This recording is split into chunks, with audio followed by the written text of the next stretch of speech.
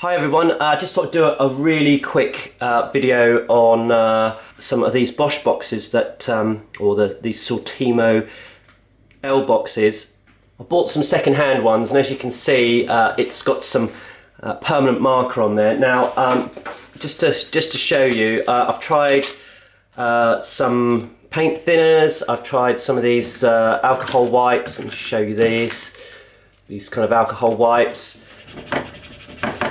Not coming off, right? Dry marker pen. I saw this on another video, and literally I'm just going to trace over. I'm not sure this will work on this one that I've just put alcohol on, but we'll give it a go.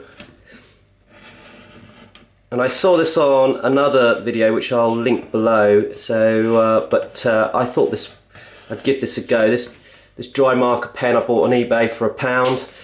I don't think it matters what colour it is, but there we go, right? Now the moment of truth. I'm going to go back over with an alcohol wipe. That first letter E is doing pretty well for a first go. That letter O is coming off quite nicely. That letter J is almost gone. So let's get that cleaned up. All right, let's dry it off with some kitchen towel. That's already looking pretty good. But let's just go back over that one more time. Now I can tell you that this actually used to say Joel on there, but as you can see, the L is completely missing, and that's because I've already gone over it and taken it off with this dry marker pen. But it's like magic, isn't it? Just literally takes it right off.